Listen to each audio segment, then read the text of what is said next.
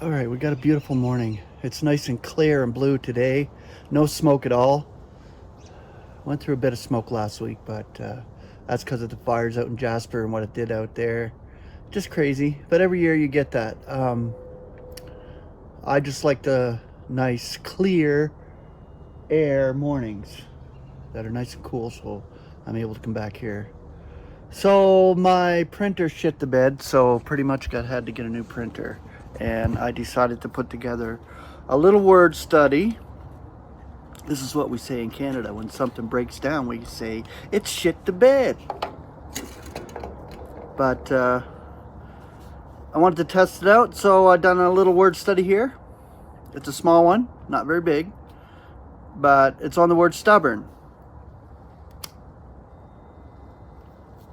We were all locked up in stubbornness at one point. But look at the way the world is. And when you see the definition, you can understand. Understand completely. It's refuse to persuade, or unpersuadableness. So, for stubbornness. So you can tell that you can't persuade them as to the truth. And if we're battling flesh and blood, and trying to convince them of something and they're not able to be persuaded, these are locked up in stubbornness still.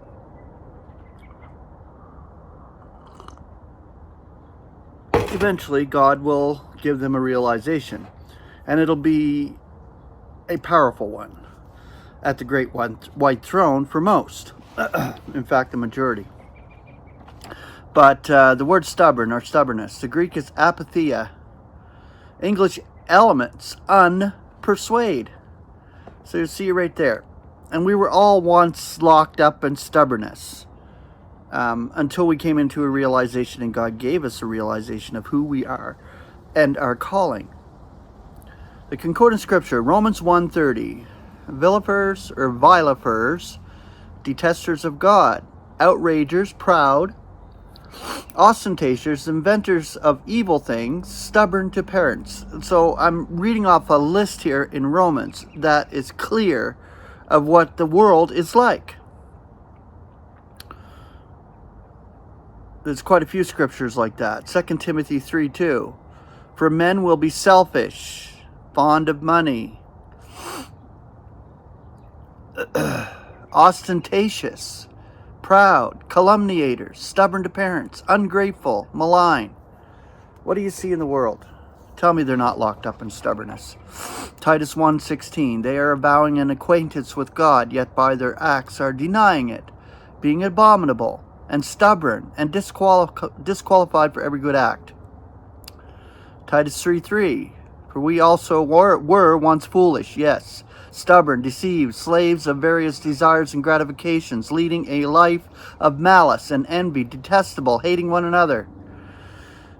This is the complete definition of being stubborn. Romans 15:31, that I should be rescued from the stubborn in Judea, and my dispensation for Jerusalem may be becoming well received by the saints.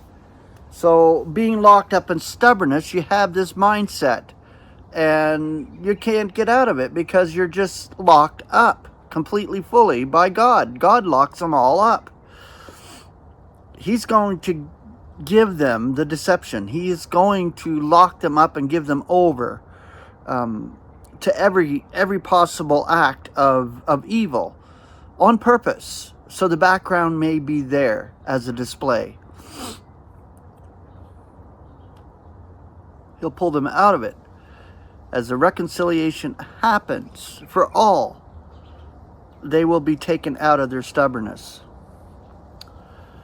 Romans 2:8. Yet to those of faction and stubborn, indeed, as to the truth, yet persuaded to injustice, indignation and fury. Romans 10:21.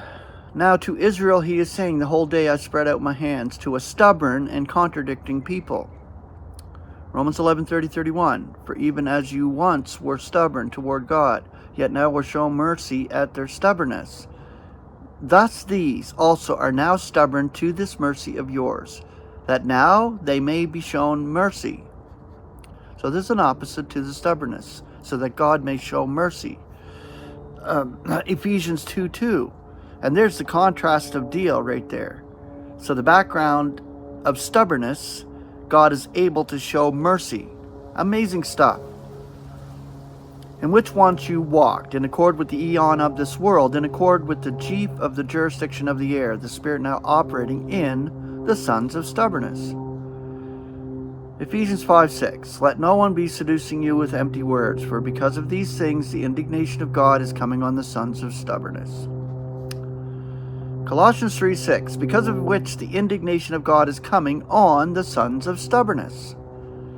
And the last one, of course, Romans 11:32. For God locks up all together in stubbornness, that he may be merciful to all.